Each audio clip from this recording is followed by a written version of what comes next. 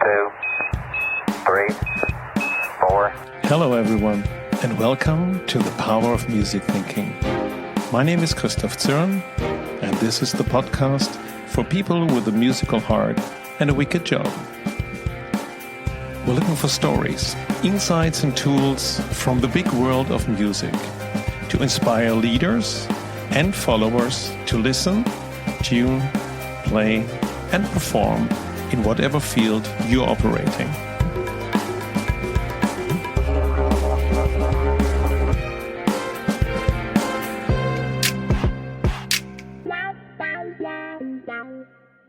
A few episodes ago, I asked the question, what is orchestration? This was because I saw a lot of different orchestrators, nota bene non-musical orchestrators, with job titles like Design Orchestrator, Value Network Orchestrator, Data Orchestrator, and Innovation Orchestrator, just to name a few. It is a long list that combines one field, like design, and orchestration. I started a survey, spoke with different practitioners about what they do when they talk about orchestration. So this is an ongoing research, and I will write a paper about what people do when they say they are orchestrating. But today, we flip the side and talk with a music orchestrator, or shall I say, an original orchestrator? Now, we speak with the Robin Hoffmann, a prize-winning composer, arranger, and orchestrator from Berlin. We talk about orchestration in music and the difference between composing, orchestrating, arranging, and conducting in film, games, and concerts. So, this is a deep dive into the music industry and all its facets and inspiration for everyone who is orchestrating something. Welcome, Robin. Welcome to the Power of Music Thinking. Hi, Christoph. Thanks for having me. Robin, I always start my episodes, my conversations with one question, and it's always more or less the same. What was your first sonic experience, or your first or most memorable sonic experience, or album, or live performance, anything that had an impact on you? Oh yeah, I can definitely tell you that one. I think I was about 11 or 12 years old, and my father was a musician, so there was music always around in our house, and I always played on synthesizers that were around in the house. And I also at that time already dove into making music, and I made some little pop tunes with a sequencer. But at that age, it was the first time that I saw Jurassic Park. And there was this sequence where the helicopter flies towards the island, and it was scored by John Williams with this marvelous fanfare that is going on there. And this one literally blew me away. I was completely floored by the score, and I bought the album and I rewatched the movie. I'm not kidding, maybe 100 times, really. I'm not kidding. So I know we had a VHS back then, and after watching it for 100 times, it was barely viewable anymore because the VHS tape was just so worn out. So I bought the soundtrack album, and that was probably the time when I said I want to do something like this. This is something that I find absolutely amazing, and I want to find out how it works. I want to be someone who writes music like this, and I would say I can basically say that this moment has shaped my entire musical future from that point onwards. So it was. Every decision that I made after that basically could be boiled down to that one moment, actually. So, wow, Jurassic Park and John Williams is absolutely the hero score for me. Did you see it on in the movies or on television? No, I was actually too young. I couldn't go because it was 12 years was the limit here when it came out in 33, and I was 9 in 93. And so I watched it later on. My dad bought the VHS, and at first I completely ignored it because, well, I don't know. And then at one point I watched it, and it was just completely blown away. And then what I just told you happened. Wow. And what resonated with you so much? Because, you're 11, you just think, okay, what to do next? You just put into a cassette tape, and then you Yeah, watch. I just wanted to watch the movie without any higher purpose, just spending a nice evening. But there's this particular sequence where the helicopter flies towards the island, and we see this majestic island, and we see the helicopter, and John Williams has written this great fanfare, this full orchestral swell that just basically sweeps you away, and it was just something that emotionally resonated so deeply with me. It was just like, wow, the music can do something like this, and I was just like completely floored by this experience. And then, of course, the rest of the score is similarly great, but it was specifically this little sequence that changed everything for me. So there was already a music awareness in that time. You just said, yeah, your father was a musician. What did he play? My father was a musician in a rock band in the before the wall came down. So I grew up in the eastern part of Germany, and he was part of a band there was before the wall came down. There was basically a big scene of the German word is Ostrock, which is basically rock music that was made by bands within the confinements of the Eastern German Wall, because of course the political system didn't want to have too much Western music in the state, and they wanted to have their own music. So there was a quite a big scene of actually state funded and state groomed bands that also they had to. It was really weird. They needed to apply to be considered a professional band, so they need to play in front of a gremium. Or a jury, and the jury decided, oh, you're good enough, you can be a professional band, and you're not good enough. And so it was really a very, very weird way, or to put it from this perspective, a really negative way to govern art in a certain way. But my father was in such a band, and he was playing. Actually, he studied cello and piano when he was younger, but he ended up to be the keyboard player in the band. So we had like several synthesizers laying around at home, and I was always like pushing buttons on that one. And hey, Dad, can you show me what's going on here? And how do I do that? And he showed me, and this was more like the learning experience that I had. So it was not like straightforward, boy, you go to piano lesson, but it was more like I was experimenting, and that was probably also the reason why I ended up more in the realm of being a composer rather than a performer, because it was always like I started playing music by inventing little melodies that I came up with. It's not like it was not like, here, this is this piece, and just play it as it's written, but it was like I pressed buttons and I figured out on my own, oh, if I play these two buttons together, they sound great, or if I press these keys and that keys, it sounds great. So that was more my experience in learning music, and only after that the formal education came into my life. But I was always like the kid that always wanted to play their own stuff and got bored by just playing what others had written on their score sheets. So yeah, that's probably how I got into composing. That's really cool. Hey, what kind of synthesizers were these in that time? Do we know them? Yeah, I know. One was the Korg Poly 61. Oh, wow. That's and the other one was the Yamaha DX7. Okay. And I know that what I know, I mean, I was quite small back then. I was about 5 or 6 when the wall came down. But I know that my father spent a fortune bringing these synthesizers into the GDR. They were basically, just because the currency exchange and all the things that went on with it. I think I'm not sure how much it was, but I think at that time you earned around 800 Deutsche Marks per month. Okay. And I think on the DX7 he spent like 18K. So it was like more than 2 years' salaries just to have the synthesizer. It was absolutely insane.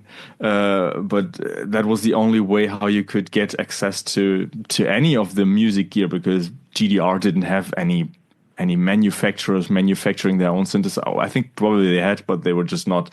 That's just not what people wanted to play on. So my father invested a lot of money into.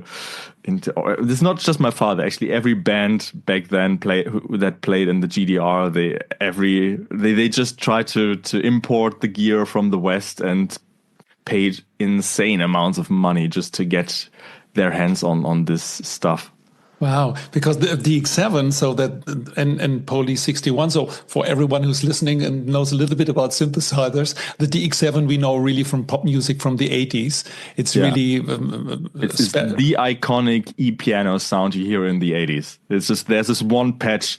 I think it's number 7 or patch number 19 on the DX7, which is the one sound that defined the 80s synthesizer and e-piano sounds. Patch number 19, perfect. So really cool. But I also think there were Russian synthesizers. I think there were. I cannot really tell you more about this because I was just too young back then. Absolutely. I could barely read letters, so I know. I know my father still has the DX7 and in his basement at home, and he sometimes plays on it, and he kind of treats it like his precious, like my precious DX7. So it's still somewhere at home at my father's house. Right. So preset 19. Thanks. Preset 19, the one and only preset 19. Right. Robin, will you introduce yourself a little bit, who you are, what you do for a living, and then we can dive into everything music. Right. Yeah. My name is Robin Hoffmann. I'm a composer, orchestrator, and arranger from Berlin, Germany.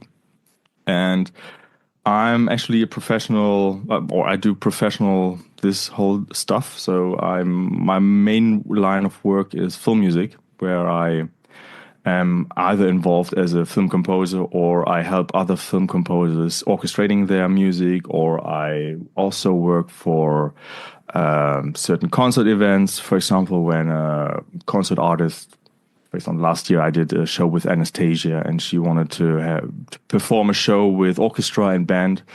And I'm quite often involved in arranging her music or the pop artist's music for the orchestra so that we have that all on stage and can perform it with the full orchestra. So that is where I'm mainly working, and I'm working on quite an international profile. I have clients from Japan, I have clients from Australia, I do work in the US, all over Europe. So due to the fact that this field is relatively narrow, you get quite automatically spread out quite far into the world. Wow. So you're all over the world, and that means also digitally. So you send back and forth your files? I mean, back in the days, I'd say like 20 years ago, it was customary to be where you work. And I remember when I was a kid or when I was a teenager and pursuing this career, I remember that people said, if you want to make it in the film music world, you need to go to Los Angeles or to Hollywood. And that was definitely true for quite a lot of time.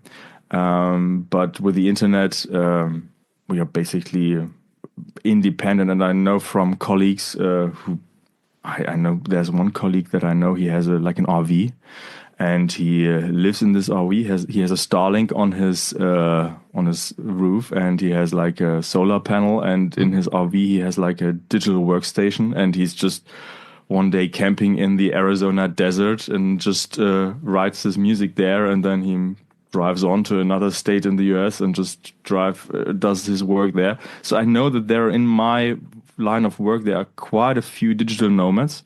I know from a friend who also just lives for several months in a hotel and in Bali or wherever, and then he moves on to another location. So yeah, it has become quite more liberal in where you can live. And last year I've been doing projects where we had clients in Japan. We had one part of the company in Japan, the developer or the publisher or developer of the game that we were working on was sitting in Seattle. I was sitting in Berlin, and the only thing we needed to manage is time zone differences to basically just get stuff together. But that is kind of the usual stuff that you do nowadays. Amazing. But I do like going to wherever things are. Like whenever there's an orchestral recording session that I'm working on, you could do this remotely nowadays as well, because there are good enough tools where you can just do audio and video streams from the recording hall. But I love going to orchestral recordings because it's just a very different experience just being there instead of just sitting here in my studio and just listening to this whole thing from several thousand kilometers away, just over the internet. So And being there, there is always better. and there's also a difference between listening to analog instruments via an electronic medium or just be in the room and hear the instruments directly. Yeah, I have this. There's this one problem with my career because I mean, even if I record an entire orchestra in a big studio, I barely ever get to hear it live because I'm always in the recording booth and I always hear what's coming through the speakers and not what's going on in the room. But there's one, I try to make it possible that at least for one take, I can go out into the hall and just experience the orchestra in the live acoustic space. But 98% of the time, I'm just in the booth listening to what's coming out of the speakers. But the big advantage of being there when there's a recording is you can intercept the communication earlier, because when you're in a recording, or when you're in my studio here at home, and we do the take with the orchestra, and then they kind of discuss with each other, oh, that was not quite in tune, and let's kind of figure this one out. And you don't really get this when you're far away. They just basically, they will talk to you after we've figured this out and we do another take. But when you're right there, you're in the booth and you can kind of get the communication between the conductor and the musicians. And you see also what's going on, like musicians talking to each other or the conductor addressing specific musicians. So the problem is when I'm here and I'm attending remotely, sometimes I will say something like, bar 34, can we check intonation? And then it goes there and they discuss about that and it comes back to me. But most of the time they have already figured this out on their own. And when I'm there, I can see, they're talking about this already. I don't need to address this. Right. That's the benefit of being there instead of just attending remotely. Yeah, just more efficient.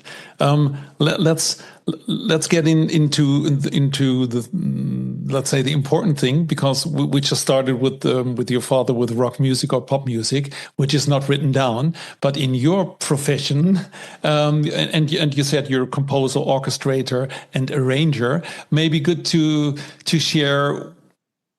The main thing is the score, right? It is for me. Let's put it this way.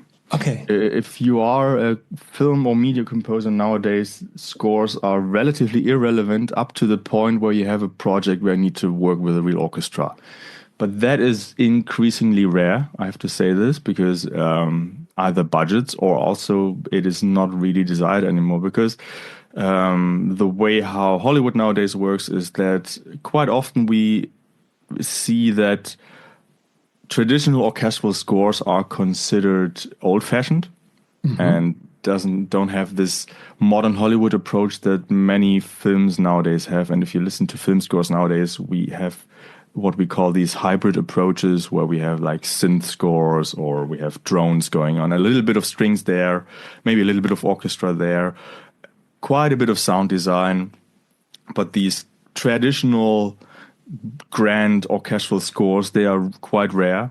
So most film composers working in the industry nowadays work with a digital audio workstation, which is basically something like Cubase or Logic, where you have your keyboard in front of you and you just record track after track into this DAW without ever needing to look at a score sheet. But my personal profession is I've consciously positioned me in a place where I'm kind of the guy that you call when you have to work with a real orchestra or when you want a real orchestra, because I've studied this and I've studied composition and I've gone through all the academic world of this, and so I have like a profound knowledge of how to notate for musicians, because it's also, of course, a psychological thing. It's not like typing words into a word processor. There's not this, you notate differently depending on context. So for example, when a piece is very loud, it's a very aggressive action piece, you would notate dynamics so that the volume of how loud they should play differently than when it's a very soft piece. And how would you do this? Would you just say then it's fortissimo, so in a score it would be 3F, or is there a different way? It's basically what many people or many composers who don't have experience with a real orchestra presume is that like piano, mezzo forte, fortissimo are absolute values. Like they because there's very often when you buy like a sample library with orchestral samples, you can dial in certain velocity layers or dynamic layers by having a certain value in the MIDI data. So they presume that fortissimo is always a fortissimo, but a fortissimo in a very loud piece is something different for the musicians than a fortissimo in a very soft piece. If you have like a fortissimo in a very soft piece, it will be very, very loud compared to the rest. So normally musicians would not go that far. So they would, even though it's written fortissimo, they will understand, okay, if I really go full in here, that will just be too much for this one piece. So that is a difference that you get in the interpretation. And so having knowledge about all this is where I positioned myself on the market, if you want to call it like this. And because there's not that many people who do this, because it's not really that taught that much anymore, because it's not needed that much anymore.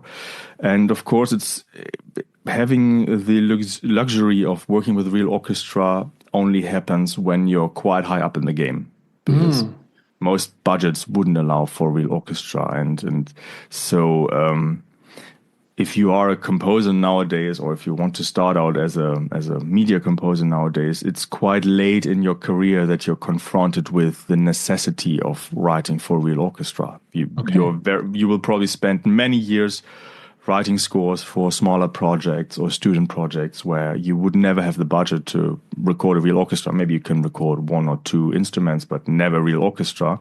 So only when your career develops further, you might get the chance to do this. And the problem nowadays is that most of these composers don't get the time or the chance to brush up on their skills of how to notate, because they don't need it in their regular work. Right, up to the it's point, different way, yeah. Yeah, up to the point where a client comes to them and says, hey, but this time we need an orchestra. And then they are, oh, I don't know how to do this. So, and this is usually where my phone rings and they say, hey, Robin, they asked me to do an orchestra. Can you help me? I need help with that. I cannot do this. So this is where I usually come in. So is it a little bit people think it's old school, but it's old school in the way until you get to that niveau where you really need a real orchestra. But how does this work? You would get a composition. So talking about what does an orchestrator do, you get a composition by a piano or maybe made by DAW. So that's the software where you can write music in and just produce like you would do in pop music, where everything is more or less on the computer. And then you would get this. And then the question is from, hey, now we want to work with the whole orchestra. Help us. How does this work? Yeah, it's. There's quite a big range of how this could work, but I can maybe explain how it usually works. So basically, what I get nowadays is when I work as an orchestrator is you get the DAW sessions. So basically, the composer has written in Cubase or in Logic and produced all that.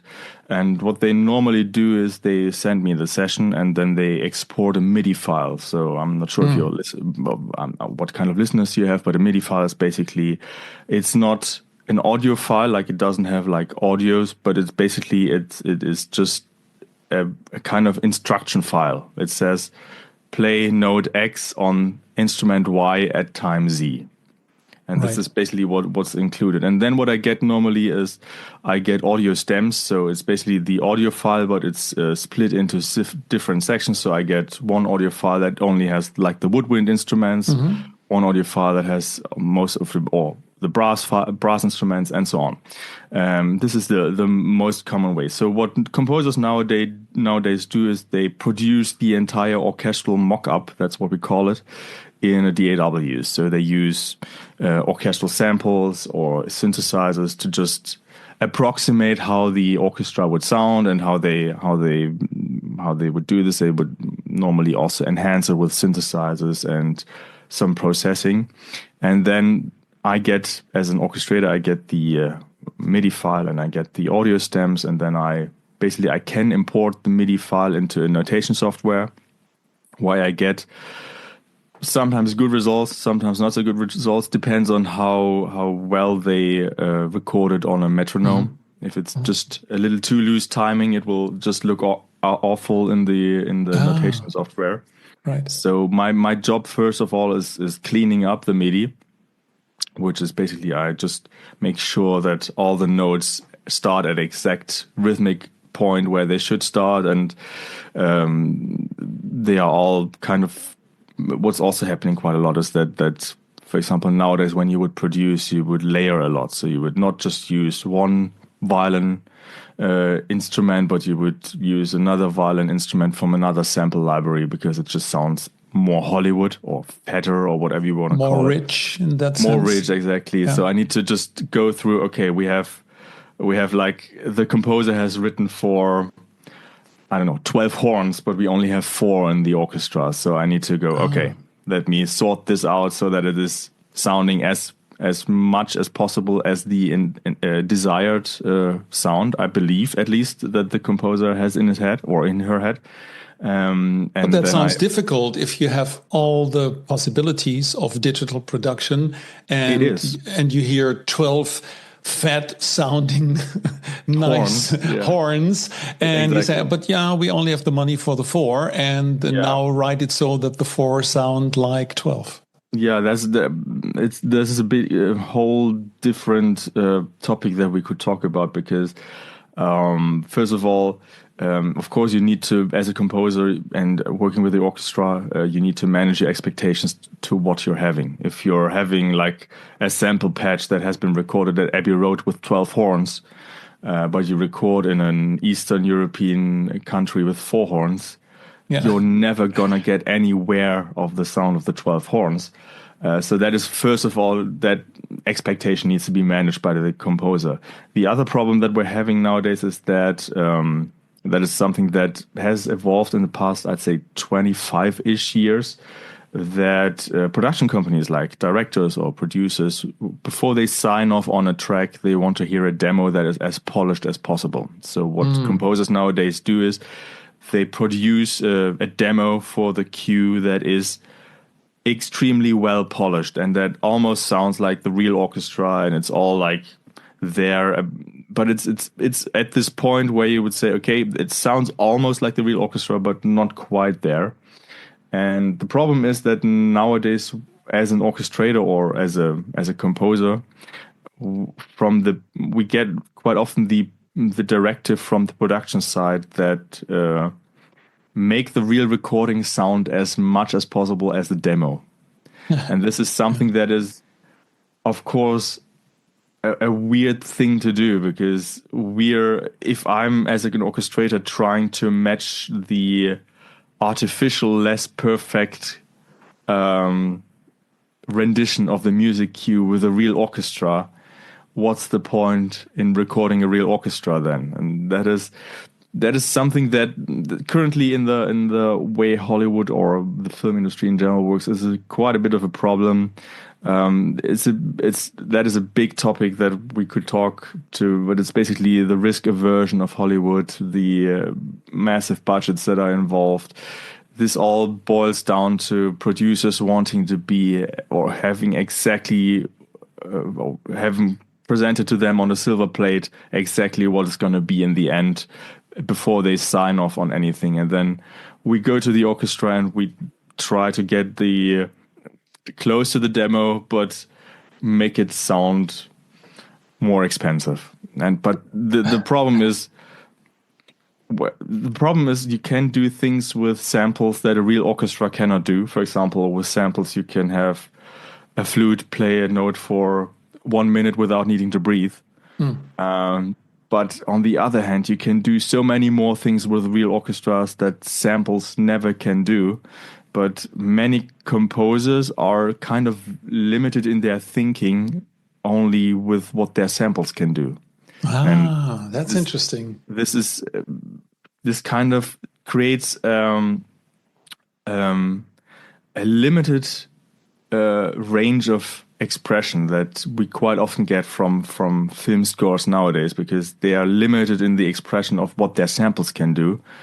But if you, as a composer, you would start by thinking right with the orchestra, or envisioning your music based on what the orchestra can do, you can have a much broader range of what is possible.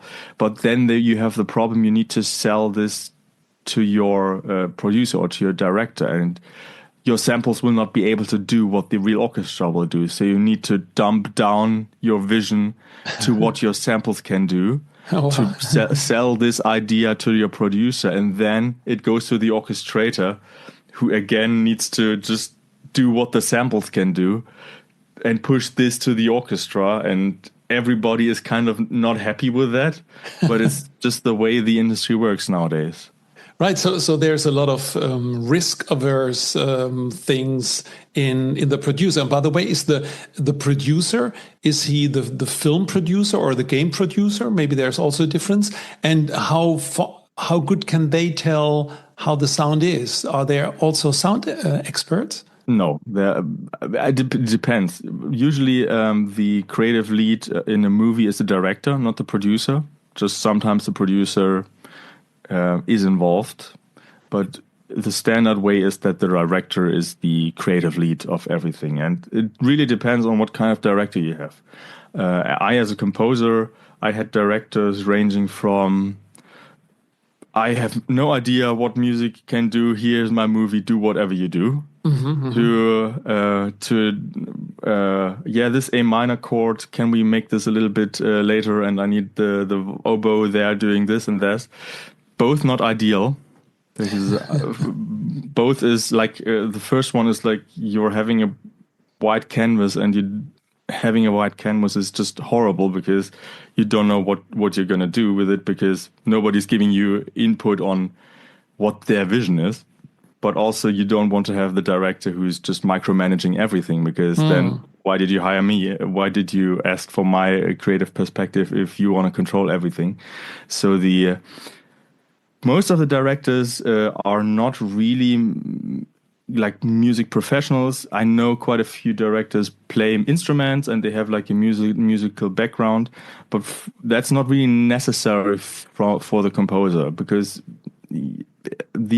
for me personally, the most ideal way of communication and deciding on what the music should do is if a director comes to me and says to me, "Hey Robin, I want this scene to feel very sad, or I want to feel it melancholic, or I want, maybe here we can have a little glimpse of hope, and then it should maybe transition into foreshadowing this and that." So like arguing or discussing on an emotional level, like what do you want the music to do? What do you want to feel? What do you want the music to achieve? Not how should the music should be written. That's my job. Your job is or our discussion here should be, what's the job of the music? Why is it here? What's the purpose? What does it contribute to the storytelling of the movie or the game? Okay, that's interesting. And we mixed a little bit up different roles, because there's a composer, there's an orchestrator, and there's an arranger. Can you explain the differences? And, of course. And I think ideally, yeah, a good composer is maybe also a good orchestrator, and a good orchestrator it would help if they also can compose. Right. I think you wouldn't get an orchestrator who is not a composer. I think it's just part of learning. There's not an isolated study where you can just orchestrate but never compose. But maybe let's take it apart. So basically, composer is what the name says already. You write music. Being a composer don't necessarily mean that you can orchestrate. We know this from singer-songwriters. Most of them are just coming from a band background, and nobody of them, or just a very few, can really orchestrate, because that's not what they need in their life. But looking at media composing or composing for film and games, it is ideal if you can orchestrate, but it's not required nowadays. There are many film composers who have a career that spans outside of orchestral music and who are still quite high up in the game of film scoring. I think the most well-known example is Hans Zimmer, who has said several times in interviews that he cannot read music and that he just does it intuitively and produces, and then he hands it off to orchestrators. So basically, composing means what the name implies. You're coming up with music, you're inventing music, you're writing whatever style of music. An orchestrator, on the other hand, is someone who, I've explained this a little bit before, who takes the idea from a composer and translates it to an orchestra. That could be something like the composer just gives you a piano sketch and you blow it up to a 80-piece orchestra, or it could be, as I explained before, a pretty full produced demo, and you just translate that to the orchestra so that everybody has enough time to catch their breath in between while playing, or it's not too high for instruments, or it's not too low, or it's not too loud, or you balance things out and you figure out, okay, we only have 4 horns, we cannot do 12. How do I get an approximate effect out of the 4 horns that I have that we have in the demo? So that is the orchestrator. But the orchestrator, making this specific, does not officially contribute musical ideas to the music. Even if I'm being given a piano sketch and I blow this up to an 80-piece orchestra or 90-piece orchestra, I would normally not add musical ideas unless I'm requested to, which is in this case quite common because you can only do so much with a piano sketch. But it's not what is being done. And that also reflects in royalties, for example. So an orchestrator usually doesn't get royalties for the composition. That usually stays with the composer. So our job as orchestrators is to stay as true as possible to the vision of the composer, or we presume that this is the vision that they had, but we don't add or change or amend any of the musical material. That is officially not our job, even though there are kind of gray zones and sometimes we do add quite a lot of musical information, but it's not, we are still being the orchestrator. We're not reaching over into being co-composers or something like this. Is it a little bit like the artist and the craftsman? Because both of them have, there's nothing wrong with the craftsman, there's nothing wrong with an artist, but sometimes you would rather need the craftsman and not the artist, and vice versa. Kind of, yeah. It's basically, orchestrating is a quite crafty job. I mean, there is some creative liberty that we sometimes take and that is required, but most of the time, my job as an orchestrator is to just follow my knowledge of the 25 years that I've been doing this now already, and just applying that knowledge to, okay, I can see this is going on here, and I see the intention is this and that, and I'm just, let me resort the instruments like this so I get the desired output there. So this is composition and orchestration. Arrangement is kind of in the middle there. This is an arrangement, for example, would be if I get a piece by a composer, but the composer requests me, hey, Robin, can you write an intro to that one? Or we need a bridge here, or we need a little extension there. Or can you maybe reharmonize this section? Maybe try find new chords here. Or could you at the end add the theme again, but make it in a different time signature, make it feel like a waltz or something like this. So as an arranger, you're somewhere in the middle ground. So you're taking a musical idea, but you're transforming it, you're adding to it, you're bringing in your own musical creativity. And this is where arranging differs from orchestration. Again, there are gray zones, and depending on where you are, there are different understandings of these things. Sometimes film composers understand a lot of what I just described about arranging still as orchestration, because they feel like, okay, I have written the original idea and you're just executing it into different variations and adding stuff. But there are the general consensus on this is these three things as I explained them right now.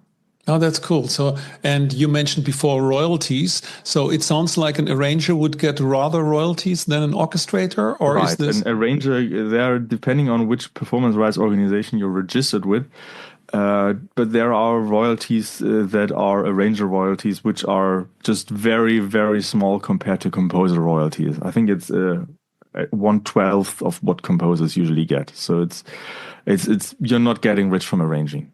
Okay, At least not regarding the royalties. Let's put it this way. that makes it clear. And if we keep for a moment, let's say the artist and the craftsman, and we say the craftsman, that's the orchestrator, and the artist is the composer, and the arranger is somewhere in the middle. There's also, if we talk about a real orchestra, there's also the conductor. Where do you think is the conductor on this dichotomy? It depends on what the starting point is. If we are in the film or media music realm, the conductor's role is diminished quite a bit compared to how it would be in a concert setting. So let's maybe talk, because when you're a conductor nowadays and you're conducting music, most of the time the music that you're conducting is by a composer that's already dead. So you need to kind of find in the music what might have been the intention of the composer. And your conductor in a concert usually creatively directs the orchestra. So the conductor might make the decision, oh, can we play this section a little slower? Or can the horns play here a little louder? Or these kind of things. They are done by the conductor in a concert setting. When we are in a media scoring realm, the conductor is quite often, it sounds quite negative to put it like this, but it's kind of a glorified metronome. Because that is what is mostly done. They do, depending on who you're working with, they do add some creative input. But most of the time, as a media composer, we as composers or orchestrators are present in the recording booth. And usually the composer sits there with a score sheet and the conductor is down with the orchestra or out there with the orchestra conducting to a click track that is on their headphones, on everybody's headphone. So the conductor there is responsibility is the immediate communication with the musician, but creative decision is being done in the booth. So the film composer will sit there, look at the score sheet, and tell to the conductor, oh, we need this passage to be a little loud, or the trumpets were out of tune here, or we need this passage to be a little softer. So the creative decision in a film scoring world is most of the time in the hands of the composer or maybe assisting orchestrators sitting around the composer, depending on how fluent they are in score reading and communication. And the conductor out there, sometimes it depends on what kind of personality as a conductor you have, but sometimes they are there to just keep the mood up. That is quite an important thing with an orchestra, because it's a psychological unit, and if the mood is getting bad, it's also reflecting in the performance. Sometimes they kind of solve the obvious things with the orchestra themselves. So especially when you're in a country where you're not speaking the same language as the conductor and the orchestra, that is very helpful. For example, I record quite a bit in Prague or in Bratislava, and the conductors there are, first of all, they know the musicians very well, so they know also what they can expect from the musicians, but also they speak their language, and they basically the language works in the way that I speak English with the conductor, but the conductor speaks in the native language to the musicians. So when we do a take or we do a run through of a cue, the conductor will figure out, oh, okay, back there and there was something unclear in the trumpets, and there was a reading error in the violins, and they figure this out all while they're doing this. And right after the take is done, they just address this without me from the booth needing to tell them, oh, you need to tell them this and that and that. So they figure out, okay, I'm in front of the orchestra. I figured out this was an obvious mistake. This was obviously not as it is intended to be. So they figure it out on their own. and then I can take creative input if I want to say something like, yeah, that was all. Let's go beyond the obvious things, and I want the trumpets to be softer there, or I want the violins to play more passionately there. So then I take the creative input there. So that is where the conductor is a bit different in the scoring world than they are in the concert world. Right, because examples from, you just mentioned it, the compositions are maybe 200 or 300 years old. Yeah. But in former times, when we think about famous people, like for example, I think Gustav Mahler, he was a composer. He was, as far as I understood, also an orchestrator. So he did not just compose on the piano, but also in the score. And he was conducting his own work. And I think even if we go in newer times and then in contemporary music, Stockhausen, for example, Karl-Heinz Stockhausen, he was the same. He even had also electronic instruments that has to be also synced. So then, but then it's very hard to say what's the composer, what's the orchestrator, what's the conductor.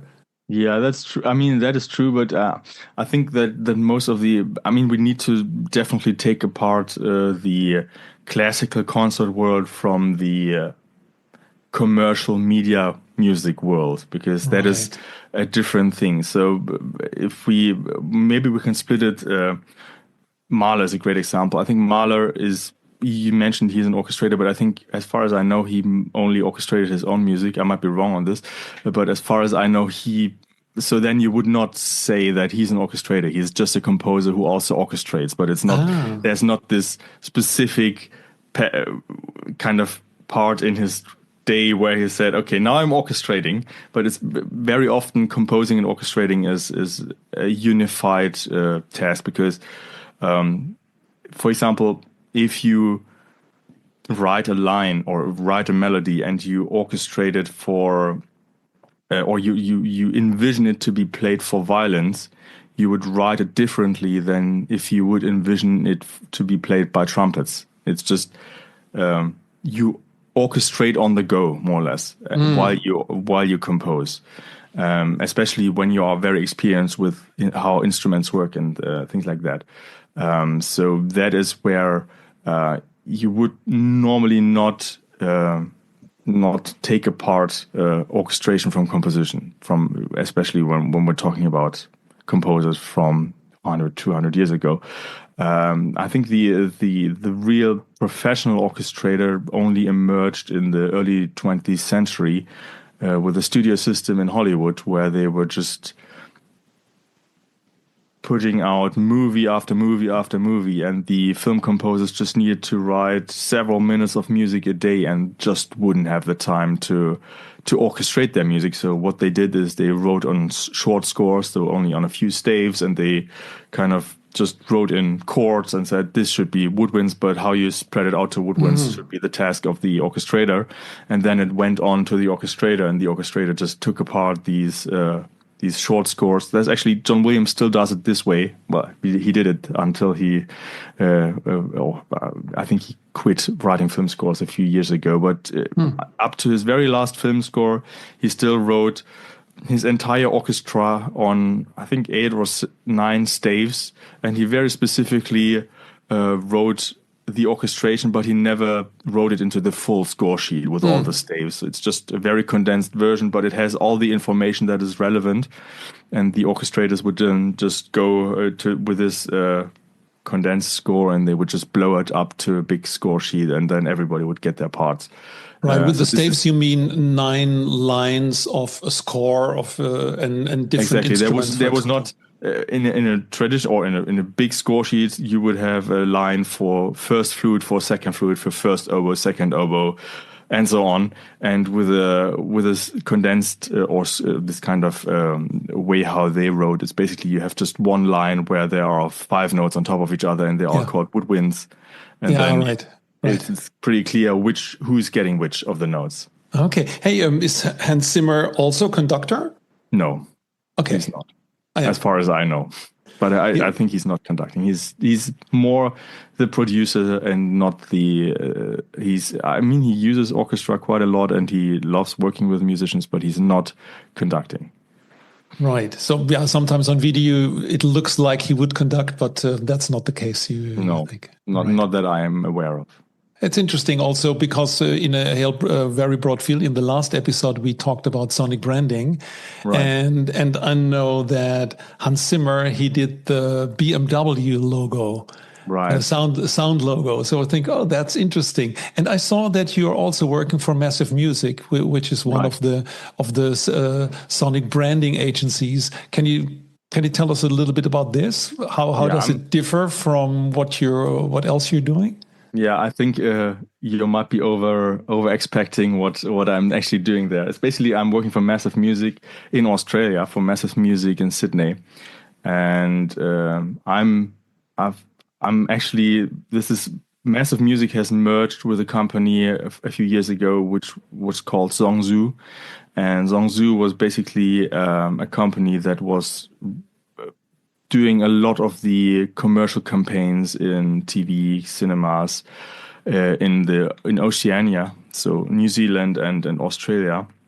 And they merged with Massive Music, but they still do like commercial campaigns. And very often, when there's a commercial campaign that requires an orchestral version, they call me as an external. And this happens a lot in Christmas campaigns because with Christmas campaigns they all want bells and orchestra stuff.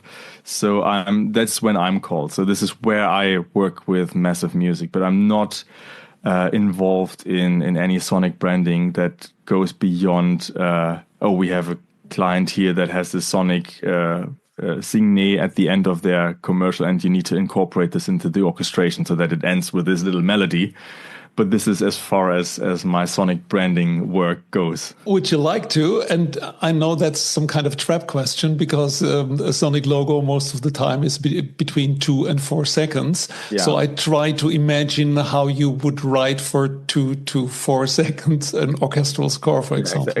Exactly. This is probably the reason why I would not be super hyped to do something like this, because I like writing long form stuff. I like having the chance to say more than two notes, and I have the hugest respect for people who can just write a sonic logo and just bring this into just 2 to 4 seconds. But this is not how I like writing music. I like having a longer melody. I like having a chord progression. I like having this is all the stuff that make me love music. And if I were just there sitting and needing to condense everything to just 3 notes and a sound or whatever, I would not be happy for a long time.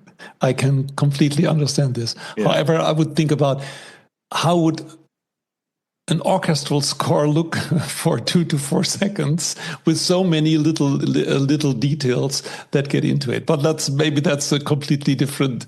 I think it wouldn't look much different than a normal score that is longer. It's just you could do it, of course, and I think there are sonic brandings that are orchestral. It's just a let's put it this way, a waste of resources, because you would always need to call in the orchestra for 4 hours and then they're just laying there for 1 minute and go home again. It's always 4 hours. Yes, at least 3 hours. There are some ways where you could get in the orchestra for shorter times, but it's not efficient to bring in 80 people for 5 minutes and then have everybody go home again. It's just, this is not how things work. Doesn't sound like these times. Robin, you shared with us a lot of insights about, let's say, the composer, the arranger, the orchestrator, and the conductor. And maybe the one very last question, and maybe that's an out of comfort zone question, okay. because I'm also doing research on when people, for example, on platforms like LinkedIn, say that they're doing orchestration, and there are quite some I came about, like design orchestration, value network orchestration. So you can imagine that everything where, in their case, often where different people are connected, they call this orchestration. Now, do you have any thoughts about this? Yeah, I do think that in these worlds, the word orchestration is kind of used a little bit differently than what orchestration means in my world as a musical orchestrator. And I think the difference is that the orchestration that I do is not executive.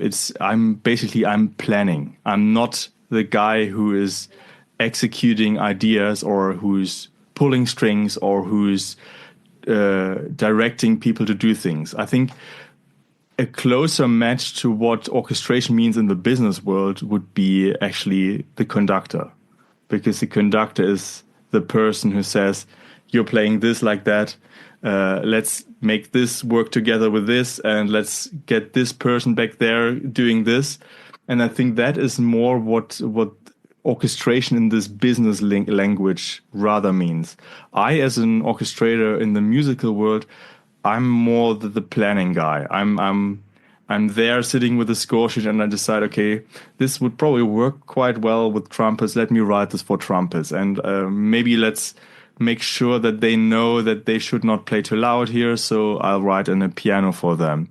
But it's my task stops before things are getting executed, because they get executed when the conductor goes on the podium, puts the score in front of them, and gives the cue for the orchestra, and then tells the musicians, "Oh, yeah, you're doing this," and so that is probably the main difference in the way how this word is used in the business world compared to how I, coming from the music world, understand it. I assume even that maybe there are more different roles combined in orchestrating. So like the composer and the orchestrator and the conductor. So a little bit like we talked about Mahler.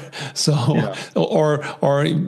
because I know in contemporary music often is if you play together with a soloist or with an orchestra, you also do demoing in the way that you try to write something down. You see how they can play it, what they can play it, and then amend a little bit in that. So it's more also communication. So a little bit what you just also said with the conductor in the way how he works together with the orchestra, because he knows the orchestra. On the other hand, he's not the one who's composing. So it's exactly. So the musical orchestration is probably just a part of what orchestration in the business sense means. So as I said, I'm as a musical orchestrator, I'm planning more, while I think you would need to look at this more holistically if you wanted to find an analog between the business orchestration term and the musical orchestration term. Do you think in music we have a role that could cover it all?